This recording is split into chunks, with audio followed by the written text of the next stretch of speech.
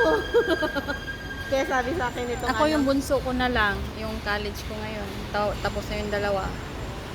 Sabi nung ng boyfriend ko, huwag ka na mag-alala. Kasi siya din, bata, may edad na rin ng mga anak niya. Pareho kami. Sabi ko sa kanya, sabi niya, di okay na yon, sabi niya. Pag nag-for good ka na, pag natapos yung mga bata, sabi niya, tapos na din yung mga anak ko, tapos na yung mga anak ko. Oo, tapos na yung obligasyon natin. Pag rides na lang tayo. Kasi pag umuwi ako, nag-rides ako. Alam mo, sa totoo lang, hindi ko siya boyfriend.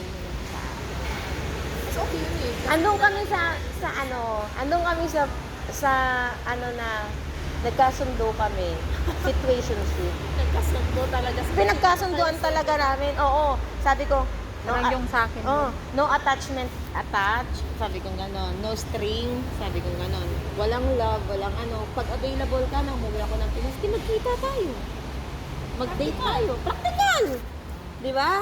Hindi yung pagseselosan mo ko, LDR tayo, magsiselos ka, ganyan, mag-aaway tayo. Maturity ba? Sabi ko, available ka, sige. Igala mo ako, gano'n. Ganun yung naging usapan namin noon. Tapos, okay siya, sabi ko, kung magkaka-girlfriend ka kako, wala akong pake. Kasi open relationship naman tayo, pero iintindihin mo kung sakaling may kausap ako dito na iba, ganyan. Oo, kasi situationship lang naman, wala naman talagang ganun siya. Friends with benefits. Oo, ganun lang, parang friends with benefits lang. Magkita tayo, di gala tayo. Ganun lang kami. Eto Kasi na. pag may connection talaga na feelings, Mahirap no? eh. Masasaktan Mahirap, ka eh. masasaktan ka. May ano Ang ka, nangyari, expectation. yung 1 year na situationship namin, May namin dalawa. expectation. Hindi, ang nangyari is, hindi kami hindi ako nagrelasyon, hindi siya nagrelasyon. Oo. Tapos ang nangyayari pa, magme-message ka kung kailan mo gusto. Oo. Walang ano na, pati ka nag-message, pati ka nag-update, walang ganon, di ba? Wala kaming ganon. Ngayon, nung umuwi ako, nung birthday ng anak ko, niyaya ko siya sa birthday ng anak ko, in-invite ko. Sa akin wala naman.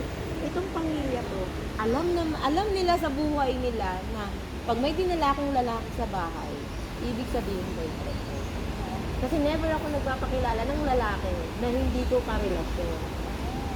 Kaya pagdating doon, mano siya sa mga family ko. Kompleto pamilya. Sabi ko sa'yo, kompleto pamilya. Lahat ng kapatid ng nanay ko nandun. Mga kapatid ko, mga pinsan ko nandun. Kompleto. Ngayon na pagmano niya. Sino ka ba iyo? Kaya naman. Si Marcelio po. Boyfriend ni Janet. Huy! Doon na nakaagad. Sabi ko, huy! Classmate, hindi nga classmate ko yun. Classmate ko. Sabi mo agad ng mga tita ko. Gano'n mo na agad mga chan.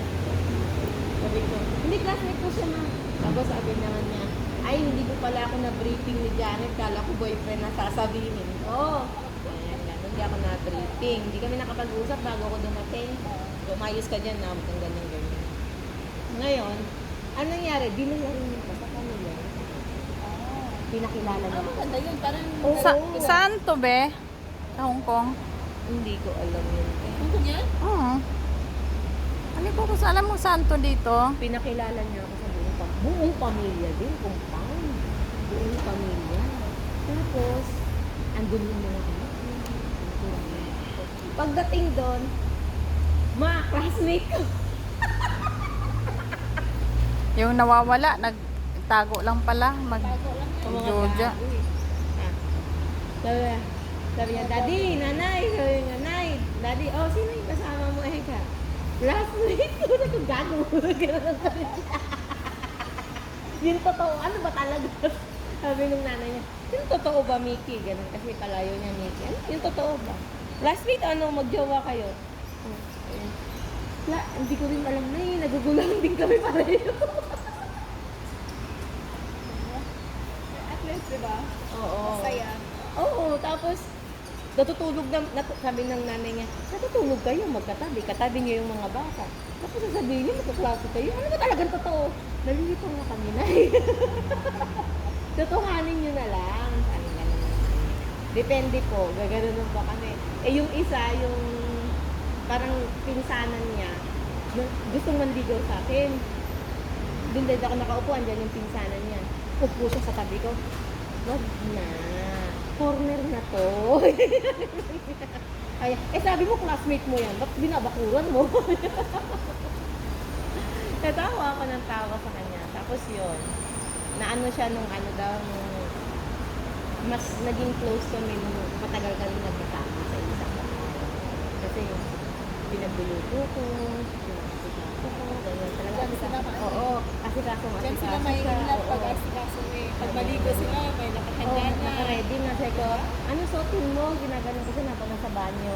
Ako na, hindi, ano nga. Kasi nakaayos na doon. Tapos, tutulog siya. Nakapagluto na ako. Gigising ako, tama na. Sabi niya, alam mo, di ko naman ako. Kahit na niya, sinabi sa oo, sinabi niya sa akin na, yung asikaso na asawa gano'n, niya, oo, hindi ko naranasan yun. Kasi sa dati, sa asawa ko dati, Wala. ako ang nagluluto, ako naglalaba, ako galing ako sa trabaho, ako yung nag-aasikaso. Never ko nung naranasan yun, ako yung inaasikaso. Sabi niya, tapos inaasikaso mo pati mga anak ko. Kahit na nandun siya sa bahay, pagdating niya, kape ka, kain ka, anong gusto mo? Ganun agad ako. Pero kung ano na dito, pasok ka na init. Pagpawis sila, Oo. pinupunasan mo. Ay, sir! Mga lalaki Oo, talaga. nag-aabot agad ako ng towel, ganyan. Tapos punta siya muna dun sa tindahan kasi andun yung mama ko, tsaka yung cousin ko, andun. Points mo yun eh. Yung Ano alagaan siya agad, nagmano agad siya doon, tapos pasok siya sa Ba talaga yung love ng lalaki pag yun ang naramdaman nila? Oo, Kasi yung asikaso. danas ko yung ganun te. Nung hiniwalayan ko yung lalaki, iyak nung iyak. O sabi nung Lalo na pag magaling ka sa kama. alam mo sabi nung tatay nung anak ko, sabi nung tatay ng mga anak ko, yung gusto niya makagalitan sa akin, pinunta rin ako sa asawa. Kasi hindi niya Oo. nadanas yun. Sabi niya, alam mo, Janet, Yun ang ano laki eh. ng ang laki ng pagsisisi ko, sabi niya. Sobrang pinagsisisi ko. Kung bakit naging ganito yung buhay ko, sabi niya. Kasi Ang laki na ng pagsisisi ko, sabi niya. Ibang-iba ka talaga sa kanya. Ibang-iba ka maging asawa, maging ina, kaysa sa kanya. Ikaw kung ano yung may iabot sa'yo, kontento ka. Siya bubunga nga. Awalan. Sabi ko, yun ang gusto niya. Yeah. Alam mo. Sabi ko, alam mo sabi ng anak ko sa kanya? Kasi nag-video call kami yun na mag-group call kami. Sabi ng anak ko, anong gusto mo pa? Sabi niya, payag ba kayo magbalikan kami ni mama niyo? Ay, mag-asawa na lang kasi naman ng iba. Sabi niya. Anak ko, mas gusto niya mag-asawa na lang ako ng iba. Ayaw niya yung papa niya. Hindi pa nag-asawa yung papa niya. Oh, ayaw niya. Ay, hindi siya pagod. Sabi niya, alam mo pa, Ako din. kung ano, sabi niya, Sila pa kung ano both. yung nangyayari sa buhay mo ngayon, gaba yan! Ginabaan ka na pa! Kung ano yung ginawa mo kay mama noon, yan na mararamdaman mo ngayon. Yan na nangyayari ngayon. Kasi, si mama noon hindi naman ng lalaki. O ngayon, ang daming lalaki ng inasawa. Oo, hirap ng gano'n. Kaya hiwalay lang nila ng babae, buntis na yung babae. Buntis na! Pero asawa mo, kachat ko lagi yung tulo. Yung asawa niya, ate, Insecure kasi pag ano. stop. Kanina, mas malapit kayo doon, hindi kayo nagtahulan. Ngayon na. Bakit kalaban niya? Ano niya? Kalaban sila? Hindi sila friend? Ayaw ni Felix Husky. Alala mo yung sa Indonesia na kulay brown? Oo. Sinugod kasi siya niyan. Oh. Sa pagbukas ng Kyle naman ang taga-sugod doon. pagbukas Ang ng babait nun. pagbukas ng elevator, Ang babait nila doon. may ano yan. Nung tatlo pa yan. Isa na lang kasi ngayon yan. Nung tatlo yan. Namatay kasi. Oo, yung isa bulag. Tatlo yan. Eh, pag sabi nga ni Amo, ang bait, ang will behave daw yung husky. Matatawa si Amo. Imbis na yung husky ang... Hindi. Maniwala ka, tatlo yan.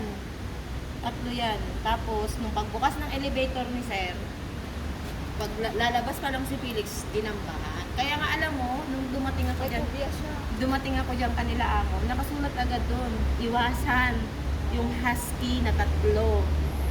Iwasan pagdating sa lift. Kaya pagdating sa lift, talagang pinapaano ko kung nandyan sila.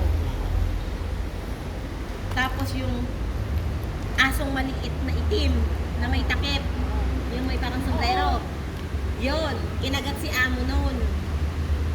Dito. Siyam ang tahi ni amo dito. Ay, grabe. Binte.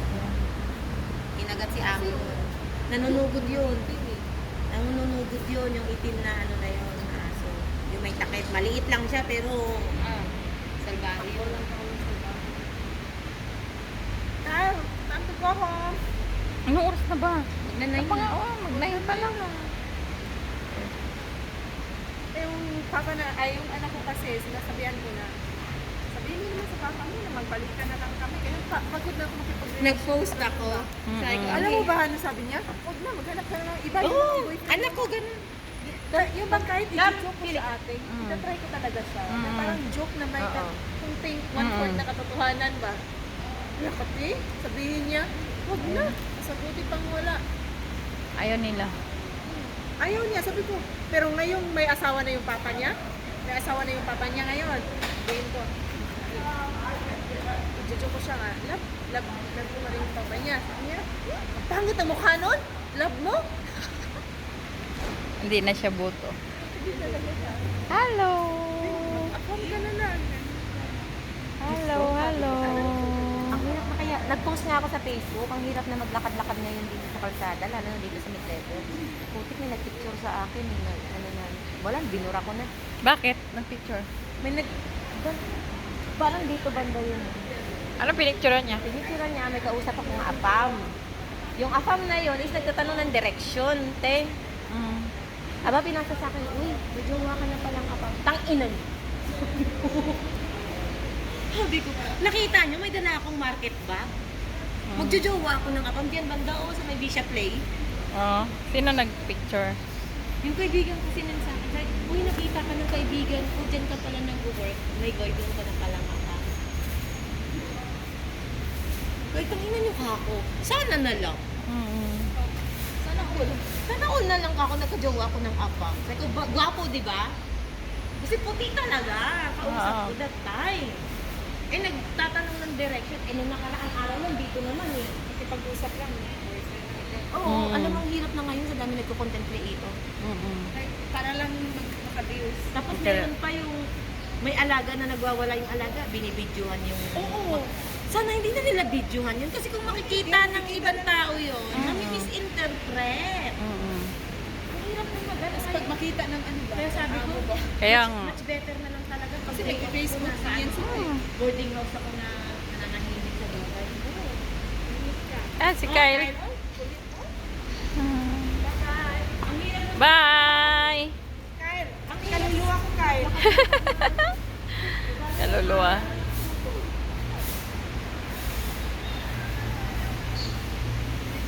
sabi ko nga, baka pati yung pag-picture ko sa tayo ni Felix, eh, may nag-picture na.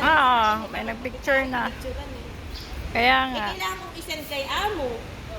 Kasi, Oo. kasi papakita sa bet. Kaya nga. Hindi. Ang hirap. Nagtanong lang ng direction, boyfriend mo na. Kaya nga. Isip na yan. Ang hirap ng maraming chismosa, hindi nila alam.